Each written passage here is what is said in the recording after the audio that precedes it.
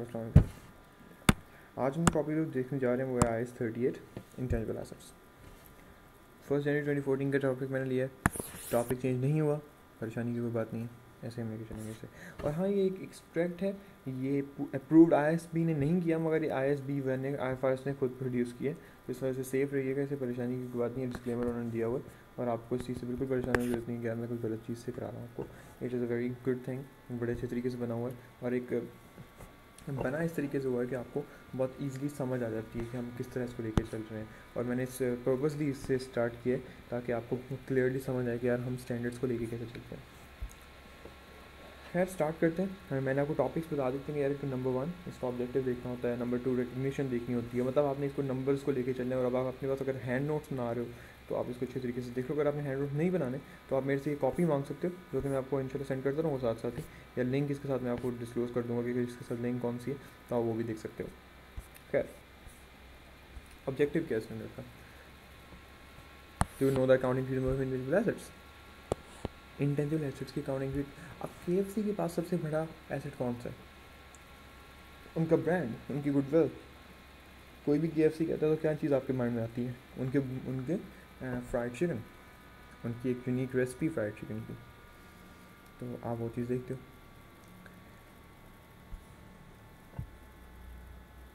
आपने इसकी रिकग्निशन देखनी है कि आप रिकग्नाइज कैसे करते हो इंटेंजिबल एसेट्स, आता कहाँ से, मतलब वो कहाँ पे है, किधर है। इंटेंजिबल एसेट्स इंटेंजिबल है, तो हर कोई उठा के अपना इंटेंजिबल एसेट बना सकते हैं? नहीं। तो उनकी ऊपर कुछ रूल्स हैं जो आपने फॉलो करने हैं। जब आप उनको फॉलो कर लोगे तो आप एक इंटेंजिबल एसेट बना सकते हो। बाद में आप उसकी कैरिंग अमाउंट देखते हो कि उसकी कैरिंग अमाउंट क्या होगी। फिर आप देखते हो कि उसके स्पेसिफाइड डिस्क्लोजर्स क्या रखने हैं आपने अपनी फाइनेंशियल स्टेटमेंट में डिस्क्लोज कैसे करना है उसे। ये सब चीज़ें हैं जो हमने देखनी है। इंटेंजिबल एसेट एक आइडेंटिफाइबल एसेट है, ये एक अमाउंट है जिसकी कोई फिजिकल सब्सटेंस नहीं, physically doesn't work exist at all, कोई मतलब ही नहीं है इसका। KFC से जाके पूछता है आपकी सबसे बड़ी क्या चीज़ है? हमारा ब्रांड है। कहाँ पे? यार वो वहाँ पे बैठा सोफे पे रेस्ट करो। नहीं, क्या चीज़ है वो? चीज़ क्या है? Recognition and measurement.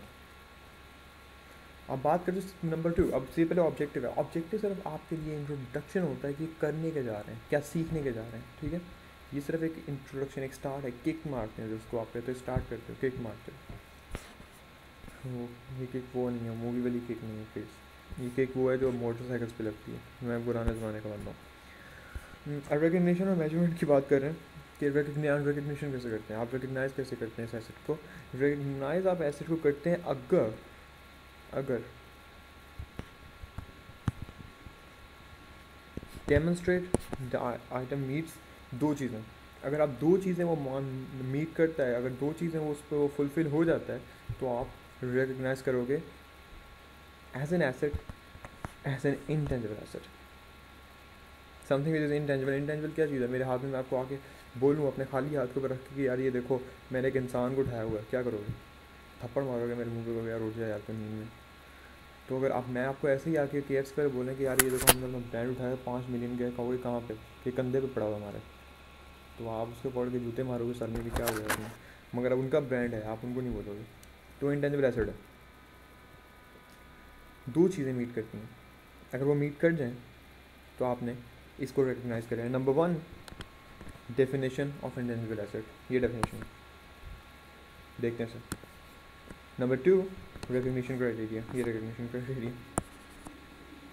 अगर ये चीज़ें याद रखनी है आपने, प्लीज़ मेमोराइज दिस। मैं यहाँ पे इसको लिखना भी चाहूँ तो मैं लिख सकता हूँ कि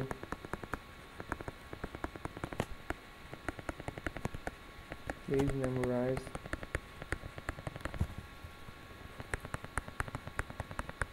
दीज रूल्स। कौन से रूल्स? Recognition rules. फिर रिकग्नाइज कैसे करना है? क्वेश्चन के अंदर आपको इतना इजीली नहीं बताएगा, क्वेश्चन इतना इजी नहीं आता, क्वेश्चन होता है मुश्किल है, वो बना ही मुश्किलात के लिए होता है। एसेट क्या होता है? पहली डेफिनेशन देखते हैं। इज़ अ सेपरेबल, मतलब उसकी कैपेसिटी है कि वो अलग किया जा सकता है, वो कैपेबल है कि वो अलग हो सकता है, एक चीज़ के साथ जुड़ के नहीं रह सकता। वो एक चीज़ से जुड़ के एक बॉन्ड बन जाता है कि यार ये एक साथ ही रहेंगे हमेशा, नहीं, ज़रूरी नहीं है, अलग कर सकते हो। KFC का ब्रांड अलग करके उसको MFC कर दो, सेम वैसा चिकन दो, लोग ले लेंगे जाके। क्यों? ब्रांड के साथ क्वालिटी एक ही है। क्लियर हो?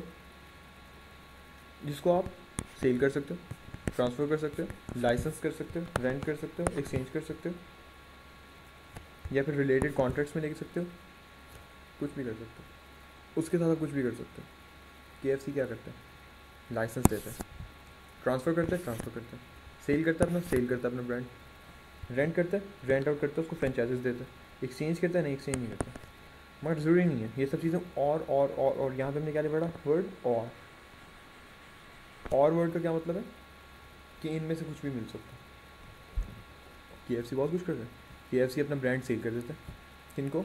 आम लोगों को। पाकिस्तान के अंदर अब वो सेम बंदा नहीं है जो वहाँ पे कैंटकी में बैठ के खड़ा रहा था कुछ, क्योंकि KFC कैंटकी की है। ट्रांसफ़र कर रहे हैं, ट्रांसफ़र कर रहे हैं अपनी जो रिसोर्सेज हैं, अपनी जो सीक्रेट रेसिपी और यूज़ करते हैं, वो किधर ट्रांसफ़र करें? पाकिस्तान जाकर ट्रांसफ़र करें, सऊदी जाकर ट्रांसफ़र करें। लाइसेंस करते हैं, लाइसेंस देते हैं कि यार हाँ आप लोग हमारे नाम की दुकान खोल सकते हो। रेंट करते हैं, अपना ब्रांड रेंट करते हैं। वो कहते हैं यार KFC लिखो, वो बाबा जी की शक्ल बनाओ वहाँ पे, कोई मसला की बात नहीं। एक कॉन्ट्रैक्ट देते हैं आपको लाइसेंस करने का, फ्रेंचाइज देने का, वो कॉन्ट्रैक्ट यूज़ होता है। तो आइडेंटिफाइबल एसेट और लाइबिलिटी की बात हम करते हैं यहाँ पे। तो दूसरी चीज़ क्या आती है कि आपके पास कॉन्ट्रेक्चुअल और लीगल राइट्स हैं। बेशक वो ट्रांसफ़र हो रहा है या नहीं हो रहा, आपके पास कुछ राइट्स हैं और ऑब्लिगेशन है जिनको आपने फॉलो करना है। वो चीज़ है जिनको मीट करना आपने। फिर इंटेंजिबल एसेट को रिकग्नाइज कैसे करते हैं? Shall only be recognised if it is probable. Probable का क्या मतलब है? मोर देन 90% सर्टेन है आप, मोर देन 90% चांसेस है कि वो चीज़ हो जाती है। 90%। Expected future economic benefits will arise from this asset. KFC की ब्रांड से कोई प्रॉफिट बनता है? बहुत प्रॉफिट बनता है। आपको पता है अगर आप KFC की दुकान खोलते हो तो आपको उसके अकॉर्डिंगली प्रॉफिट्स आ रहे हैं। दूसरी चीज़ क्या करनी है कि cost can the cost incurred can be reliably measured. I don't think इसके अंदर प्रॉपर एक्सप्लेनेशन चाहिए। खैर, तो इंटेंजिबल एसेट मेजर कैसे करते हैं? मेजर कब करना है? At recognition. दो चीज़ें हैं इसके अंदर, एक तो एट रिकग्निशन आप मेजर करते हैं, और एक आफ्टर मेजरमेंट आफ्टर रिकग्निशन। दो चीज़ें होती हैं इसके साथ में देखनी है, एक तो आपने at the time of recognition और at the time of measurement. The cost of the separately acquired intangible assets comprises of its purchase price. एक उसकी परचेज प्राइस है, आपने जो नॉर्मल उनकी लाइसेंसिंग की और इन सब चीज़ों की प्राइस पड़ती है। इम्पोर्ट ड्यूटीज़ भी पड़ती हैं, इम्पोर्ट ड्यूटीज़ इंटेंजिबल एसेट्स की खैर कौन सी पड़नी है, खैर इसकी जो नॉर्मल प्राइसेस हैं उसकी नॉन रिफंडेबल टैक्सेस पे करने होते हैं, जिनसे आपने डिस्काउंट्स मिलते हैं आपको, जो उनसे वो माइनस कर देने उसमें से, रिबेट्स जब कुछ माइनस करने आफ्टर डिडक्टिंग, उसने यहाँ पे बोला आपको after deducting. Other than that आप उसके अंदर चीज़ें देखते हो कि जैसे आप KFC का लाइसेंस लेने जा रहे हो, तो KFC के लाइसेंस के अंदर जो सबसे बड़ी चीज़ आपने देनी है उनकी क्या चीज़ देनी है? उनका ब्रांड यूज़ करना है आपने। तो उनके ब्रांड यूज़ करने के अंदर जितने पैसे लगेंगे वो आपकी परचेज प्राइस बन जाती है। और उसके बाद आपने रेंट्स जो देने हैं वो सारा कुछ इसके अंदर इंक्लूड होता रहता है। और एनी डायरेक्टली एट्रीब्यूटेबल कॉस्ट, ये मैं भी यही बात कर रहा था आपसे। क्या हो गया?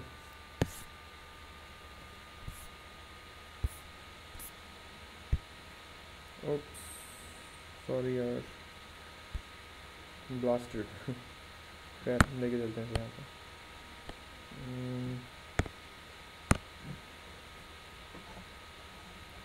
सॉरी यार, sorry for the inconvenience, hang हो गया था।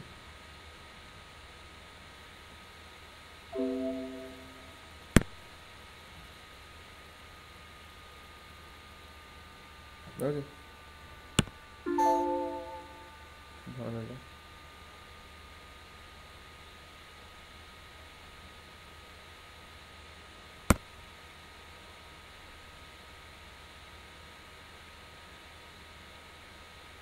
ठीक है,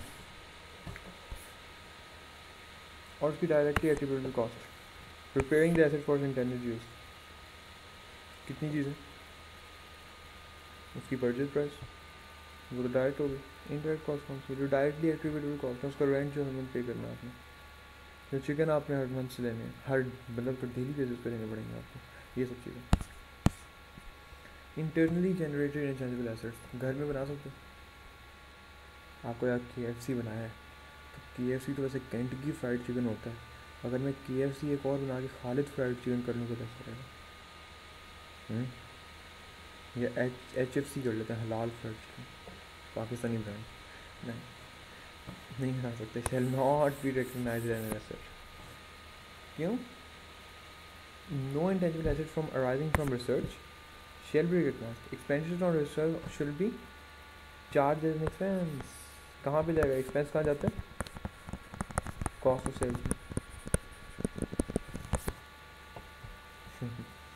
तो नहीं बना सकते, ठीक है।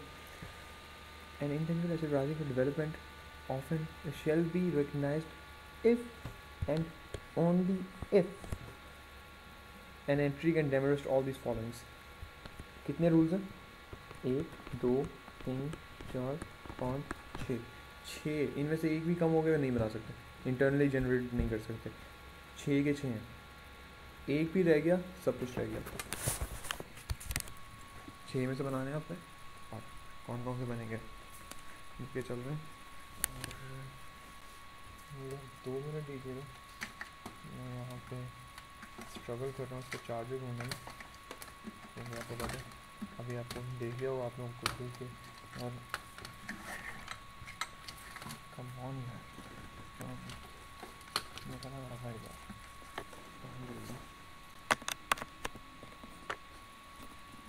गुड, चार्जर ठीक है। बात करें हम लोग इसकी technical feasibility of completing intangible assets और दैट्स वेरी फॉलोअर्स। आपको कंफर्म है कि ये एसेट चलेगा, आपको कंफर्म है, आप इतनी रिसर्च करो इसके ऊपर, तो ये तो नहीं है कि at the end of the day आपको यार सब कुछ फ्लॉप हो गया। आपने पहले 4 साल तक उसको अपना इंटेंजिबल एसेट शो किया, और 5वें साल आपने सब कुछ खत्म कर दी, कंपनी बैंकरप्ट हो गई। उसकी इंटेंशन क्या है? टू कंप्लीट यूज उसको यूज़ करे या सेल करे। अगर आपने उसको यूज़ करना है तो कितना टाइम यूज़ करना है? अगर आपने उसको 1 साल यूज़ करना है तो इंटेंजिबल एसेट तो नहीं बनेगा। इंटेंजिबल एसेट लॉन्ग टर्म होता है। KFC कब की चल रही है? 19th सेंचुरी की चल रही है, अब जाके उसका ब्रांड बना। The ability to use, ability use का मतलब आप यूज़ करना चाहते हो, यूज़ हो भी रहा है नहीं हो रहा। इसकी सिंपल सी एग्जाम्पल है कि एमा वॉटसन को जानते हो, अभी तो आप उससे करना चाहते हो, वो करना चाहती जानती भी नहीं रहता मैं, तो वो एबिलिटी टू यूज़ की बात हो जाती है कि आप तो चाहते हो, वो भी चाहता है या नहीं चाहता। फिर आप बात करते हो how the intangible asset will generate probable future income. How, पूछो क्वेश्चन कि फ्यूचर बेनिफिट्स किधर से आएंगे, वो बनाएगा कैसे, आपको प्रॉफिट देगा किधर से, कैसे प्रॉफिट बनेगा, ये चीज़ आपने दिखानी है। आपने उसको फ्यूचर, यहाँ पे आपने उसको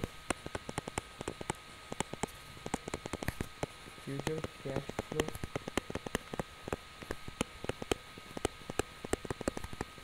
स्टेटमेंट बना के दिखानी कि कहाँ से पैसा आ रहा है, कहाँ जा रहा है, कैसे जा रहा है, ठीक है। फिर आपने उसकी अवेलेबिलिटी देखनी है, उसकी टेक्निकल, फाइनेंशियल और अदर रिसोर्सेज उसकी कंप्लीट करने से आप इंटेंजिबल एसेट सेल करें। आपने देखने के वो एडुकेट भी है, टेक्निकली वो बिल्कुल है, या फाइनेंशियली आपके आपने कहा कि यार बनेगा ही बनेगा, बहुत पता। एक ऐसी मेडिसिन है जिसको आप खाते तो कैंसर खत्म हो जाता है एक दिन में, जो मर्जी बंदे जो मर्जी कर रहा हो, मगर उसको बनाने के लिए आपको 50 बिलियन चाहिए, और आपकी कंपनी का जो मैक्सिमम रहा है प्रॉफिट 1 बिलियन रहा है, वो भी पिछले 10 साल में था, अब वो उससे भी कम, तो वो फीजिबल नहीं है, वो प्रोजेक्ट आपके लिए फीजिबल नहीं है। बेशक वो आपके पास एक फॉर्मूला है मगर वो फीजिबल नहीं है, इसलिए आप उसको अपना इंटेंजिबल एसेट नहीं बना सकते। तो आपने उसको टेक्निकल फीजिबिलिटी देखी, आपको तो यार बना तो मैं सकता हूँ, मगर मुझे इतनी ज़्यादा मशीनरी चाहिए, मशीनरी के लिए पैसे नहीं है, या मशीनरी मैं ले नहीं सकता, शेयर होल्डर्स ने डिसअप्रूव कर दिया। इन सब चीज़ों को आपने देखना है। इसके रिसोर्सेज कंप्लीट करने के लिए कि कौन कौन से रिसोर्सेज कंप्लीट करने के लिए सब कुछ पता है। Ability to measure reliability expenditure, वही एक्सपेंसेस, इसकी कॉस्ट, एट्रीब्यूटेबल डायरेक्ट, ये सब चीज़ें अगर मीट होती हैं फिर जाके आप अपना इंटेंजिबल एसेट इंटरनली जनरेटेड बना सकते हो, वरना नहीं बना सकते। फर्दर डाउन और जी जहाँ पे पारे की बात आ जाती है कि पारा जेवर और सारा को जेवर होता है, नो नहीं पता, ये बात पढ़ लीजिएगा easy. Measurement after recognition important part है, ये ज़्यादा इंपॉर्टेंट है। और एक बार आपने रिकग्नाइज करिए कि हाँ यदि हमारा इंटेंजिबल एसेट है, ये पड़ा हुआ है फाइनेंशियल स्टेटमेंट में, ये पहले से ही पड़ा हुआ है, ऑलरेडी रिकग्नाइज्ड है, ऑलरेडी मेजर्ड है पहली दफ़ा पे। पहली दफ़ा मेजरमेंट कैसे करना था, परचेज प्राइस वाली बात याद है, ये थे इस तरह। आप कैसे करना, दो दो मॉडल हैं, सॉरी गाइस, दो मॉडल्स हैं, number 1 and number 2, cost model या revaluation model. At an initial recognition, an intangible asset shall be recognized or shall be carried at its cost. उसकी कॉस्ट कितनी है, वही परचेज प्राइस और सारा कुछ, less any accumulated amortization or any impairment loss. कहाँ से आएंगे, कैलकुलेट करनी on an yearly basis, on a regular basis. Cost model है, हर साल के ऊपर इसकी एमोर्टाइजेशन और इम्पेयरमेंट करके देखो। इम्पेयर कैसे होती है, गुडविल इम्पेयर होती है। एमोर्टाइज कैसे होते हैं, अब इस पर डिपेंड करता है। एमोर्टाइजेशन कब होती है, जब आपका एसेट, जब आपके एसेट की लाइफ इंडेफिनिट होती है, ख़त्म नहीं हो रही होती, अनलिमिटेड होती है। लिप्टन की लाइफ अनलिमिटेड है, लोग चाय पीना नहीं छोड़ेंगे और वो बनाना नहीं छोड़ेंगे, वो एमोर्टाइजेशन करते हैं, उनकी इम्पेयरमेंट नहीं होती। इम्पेयरमेंट किस चीज़ की होती है, इम्पेयरमेंट होती है यूजफुल लाइफ, कि पहले इतनी लाइफ से अब इतनी रहेगी, अब आपने इतने पे डेप्रिसिएशन करनी थी, अब इतने साल पे डेप्रिसिएशन करनी है, वो इम्पेयरमेंट है। इम्पेयरमेंट होती है यूजफुल लाइफ बेसिस पे, एमोर्टाइजेशन होती है इनडेफिनिट टाइम पे। ये दो चीज़ें पे आपने याद रखनी है, एमोर्टाइजेशन इम्पेयरमेंट करते किस तरह, होती कैसे, इनको लेके चलेंगे। इसका क्वेश्चन जब चलेंगे आपको यूज होगा, क्वेश्चन मैं कभी करा दूँगा आपको इंशाल्लाह। रीवैल्यूएशन मॉडल क्या होता है, intangible asset, intangible asset shall be recognized as revalued amount less amortization और impairment। वाह, कमाल नहीं हो गया। आपने इसको हर साल रीवैल्यू करना है, फिर हर साल इसकी एमोर्टाइजेशन या इम्पेयरमेंट करनी, इजी, कोई मसले की बात नहीं, कर सकते हैं ना कोई, ये इजी नहीं, ये इजी मॉडल है, कोई इतनी मुश्किल बात नहीं है। आप इनमें से एक चीज़ पिक कर सकते हैं और बड़ी इजीली पिक कर सकते हैं। हाँ, रीवैल्यूएशन होती तब है सिर्फ एक्टिव मार्केट है। पैरासीटामॉल जो सी होती है, पैरासीटामॉल मेडिसिन देखनी है आप अपनी, उनकी एक्टिव मार्केट है, एक्टिव मार्केट है। क्यों, हर बंदे क्या होता है, हर बंदे की चीज़ में, हर बंदे की बैग में पड़ी होती है, किसी न किसी के पास, पता भी नहीं होता यार बैग में पड़ी हुई। बंदा जाता है पॉकेट की जीन्स की जो छोटी पैंट है उसके अंदर एक छोटी सी मेडिसिन पड़ी होती है, पैरासीटामॉल पड़ी हुई होती है, पैनाडॉल जिसको कहते हैं, पड़ी हुई, पड़ी हुई है ना, खा लें वो पड़ी होती है आपके पास। ऐसे ही एक्टिव मार्केट है, कोई आइटम्स ऐसी होती है जिसकी एक्टिव मार्केट नहीं होती, जैसे कि इंटेंजिबल एसेट आपको उनके पास भी एक्टिव मार्केट नहीं है। एग्जाम्पल,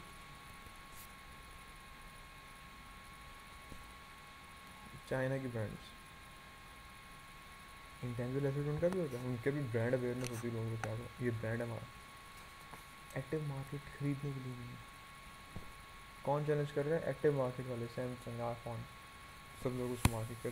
तो an active market is a market in which the following condition match, the item traded in the market है होमोजीनियस, मतलब सब लोग एक दूसरे से ले रहे हैं चीज़ें। Willing buyers and sellers can normally be found at any time, gun point पे चीज़ें बेचनी नहीं पड़ती, आप सब जाके कहते हैं खरीदनी है या तो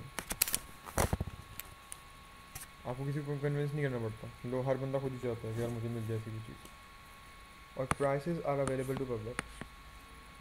ऐसा कभी हुआ है कि आप किसी के पास जाते हो और आपको तो यार कैसी क्या प्राइस है, वो कहता है यार आपके पास कार्ड है, कौन सा कार्ड, प्रायोरिटी कार्ड, अगर आपके पास कार्ड नहीं है हम आपको चिकन नहीं देंगे। नहीं, वो उन्होंने प्राइस लगाई होती है ऊपर, खड़ी हुई प्राइस लगी होती है क्लियरली, बड़ी उसको पर कोई भी पढ़ सकता है, किसी ने खरीदना वो भी पढ़ सकता है, किसी ने नहीं खरीदना वो भी पढ़ सकता है। वैसे को पढ़ के हार्ट अटैक आ जाए, मगर आपको पता है कि यार सामने पड़ी है। ऐसे गोल्ड, ऐसे डायमंड, इन सब की प्राइसेस सामने लगी होती है। तो ये एक्टिव मार्केट कंडीशन होती है, याद रखिएगा सभी। इसकी यूज़फुल लाइफ क्या होती है? नंबर ए, इसकी period over which an asset is expected to be available for use. ये इसकी यूज़फुल लाइफ है, जितना साल आपको लगता है यूज़ किया जा सकता है उतनी इसकी लाइफ है। अगर आपको लगता है कि आप इस चीज़ को 10 साल यूज़ कर सकते हो, उसकी साल 10 साल लाइफ है। इंटेंजिबल एसेट भी सेम।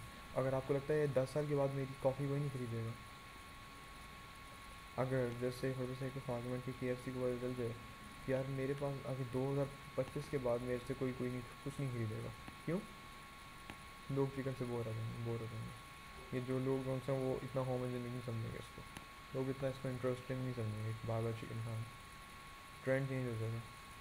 कपड़ों का ट्रेंड कैसे चेंज होता है?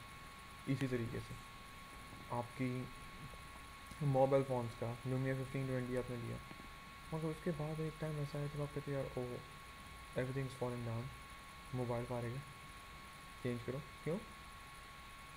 उसका इंटेंसिबल एसिड था, 1520 का अलग इंटेंसिबल एसिड लगा था, अब उसको काटा है, किस लिए काटा? उसकी एक्सपेक्टेड लाइफ 1 साल थी, 1.5 साल थी बस, उसके बाद फ़ोन ख़त्म हो जाता है। फिर नंबर ऑफ प्रोडक्शन और smaller unit expected to obtain from the sale of N.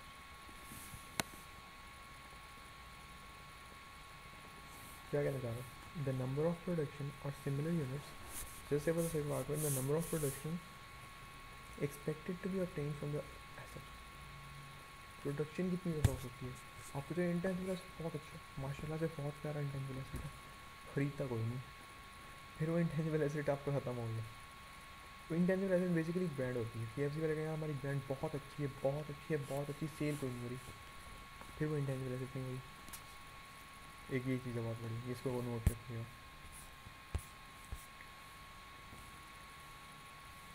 तो इसकी यूज़फुल लाइफ आइडेंटिटी सेट करनी है कि फाइनेट है या अनफाइनेट है। फाइनेट लाइफ मतलब 10 साल, 20 साल, इनफाइनेट अनलिमिटेड, परपेचुइटी पे जाती है। ठीक है, परपेचुइटी का साइन है, उल्टा वो 8 गिर जाता है सब कुछ, वरना आपको उल्टा खड़ा हुई 8 ऐसे, 8 जब गिर गया तो वैसे हो गया। खैर ये मैं पहले सोचा, मैंने इसलिए याद रखा, परपेचुइटी उल्टा 8 है। तो उसकी अदर लीगल आया मैं देखें इसका कोई बड़ी चीज़ नहीं है। इम्पेयरमेंट का टॉपिक मैंने रिकॉर्ड कर दिया था, वो भी देख लीजिए, और आपको पता है मैंने रिकॉर्ड किया, आपने सुना होगा इस topic. Intangible asset with finite useful life, उसके बाद बात करते हैं कि depreciable amount of N intangible asset with a finite useful life shall be allocated on a systematic basis of its useful. क्या मतलब कि आपने उसको एक सिस्टमैटिक बेसिस कौन से दो हैं, स्ट्रेट लाइन और दूसरा रिड्यूसिंग डाउन्स। इस तरह करना आप उसको पढ़ लीजिएगा, कोई इतनी बड़ी बात नहीं।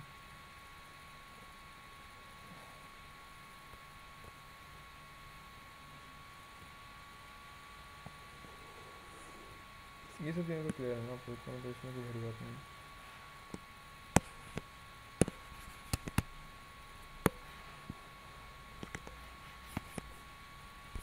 आई डोंट थिंक आपको इस चीज़ की ज़रूरत है यहाँ पे। हाँ ये टॉपिक मैं इंशाल्लाह क्लियर करूँगा इसके साथ, ये वाला ये जो टॉपिक है 5 वाला, ये मैं पढ़ूँगा आपके साथ, तब ये चीज़ अगर क्लियर हो गई आपने। ठीक है, intangible asset indefinite useful life, ये चीज़ होती है इंपॉर्टेंट, इसको याद रखिएगा कि indefinite useful life according to IAS 38 and equal right to एनलिंग उसकी यूज़फुल है। हाँ एक ऐसा होता है, कभी कभी इस तरह भी होता है कि आपकी जो इनडेफिनेट लाइफ जो होती है वो कभी कभी डेफिनेट हो जाती है, फाइनेट हो जाती है, फाइनेट लाइफ हो जाती है। कैसे? आप एनुअली इम्पेयरमेंट रिव्यूज़ करते हो, एनुअली एमोटाइजेशन रिव्यूज़ किसके लिए करते हो? इनडेफिनेट लाइफ के लिए, क्लियर है। मगर आप एनुअली इम्पेयरमेंट रिव्यू करते हो ये देखने के लिए कि उसकी जो यूज़फुल लाइफ है वो इनडेफिनेट से फाइनेट होगी या नहीं हुई, अनलिमिटेड से उसकी कोई लाइफ बन गई या नहीं बन गई। कभी कभी इस तरह होता है। IBM अपने 1970s के अंदर बहुत हीरो बनते थे कंप्यूटर्स बना के, जिससे उन्होंने ये रखा हुआ था कि उनकी जो यूज़फुल लाइफ है कंप्यूटर्स की वो इनडेफिनेट है, अनलिमिटेड है। मगर जब आगे एप्पल और माइक्रोसॉफ्ट आए और उन्होंने इतने चीप होम पर्सनल कंप्यूटर्स बनाए और इतने सस्ते कंप्यूटर्स बनाए कि IBM तबाह हो गई। तो उन्होंने परमानेंट बेसिस पे IS-36 की बेसिस पे एनुअली उसको अगर जज कर रहे होते तो क्या करते, अपना इंटेंसिबल एसेट ब्रांड का आहिस्ता आहिस्ता आहिस्ता आहिस्ता कम करते रहते, उसकी यूज़फुल लाइफ ले आते 5 साल, 2 साल, 1 साल। और जब वो लाइफ, जैसे ही आप उसकी यूज़फुल लाइफ उठाते हो तैसे ही जाके आपको इम्पेयरमेंट करनी पड़ती है। इसीलिए तो IS-36 कहते हैं यार इम्पेयरमेंट हर साल करो, कि फिर मैं भी काम में आऊँ ना। अगर हर चीज़ इंडेफिनेट होगी तो मैं क्या करूँगा, इसलिए आप IS-36 यूज़ करते हो। The useful life of intangible asset that is not amortized shall be reviewed each year whether events और circumstances for an indefinite life। यही चीज़ मैं कह रहा था, आपने इसको circumstances और इवेंट्स देखने, अगर हर इवेंट और सर्कमस्टांस सपोर्ट कर रहा है कि इसकी इंडेफिनेट लाइफ है तो इसकी इंडेफिनेट लाइफ रखो। अगर आपको पता चल रहा है कि यार आपको फ्यूचर नज़र आ रहा है कि हमारा कोई फ्यूचर नहीं है, आपकी कोई इंडेफिनेट लाइफ नहीं है। इंडेफिनेट लाइफ होगी तब जब फ्यूचर आपका नज़र आ रहा है। If they do not change, the change of the useful life assessed from indefinite for finance shall be accounting for the change with the accounting IS-8 हम देख रहे हैं क्या होता है। IS-8 बहुत बकवास टॉपिक है, ये accounting policies and changes in accounting policies की बात है, इसको हम देख लेंगे। ये बोरिंग टॉपिक है, उसको मैंने एंड पे रखा हुआ है ताकि इतना इंपॉर्टेंट नहीं, इसलिए इसको आप इग्नोर भी कर सकते हैं। मगर खैर फिलहाल के लिए इतना ही ये टॉपिक एरिया था। आपके IS-38 का आई होप कि बड़ा क्लियर होगा आपको, और मैंने जितना हो सका मैं उतनी डिटेल में गया हूँ। इसके क्वेश्चन जो हैं वो पेंडिंग है मेरी तरफ, और मैं इंशाल्लाह वो क्वेश्चन आपके साथ डिस्कस करूँगा। और ये टॉपिक था IS-38 का, जिसको मैं लेके चला हूँ आपके साथ, और आई होप आपको क्लियर हुआ होगा, और आई होप कि ये आपके लिए ईजी रहा होगा समझना, और अच्छी तरह आपको समझ आ गई होगी। फ़िलहाल के लिए इतनी, अभी के लिए इजाज़त दीजिए, अगली टॉपिक के साथ वापस हाजिर होऊंगा। और बस फिलहाल के लिए इतना ही, बहुत बहुत शुक्रिया, अल्लाह हाफ़िज़।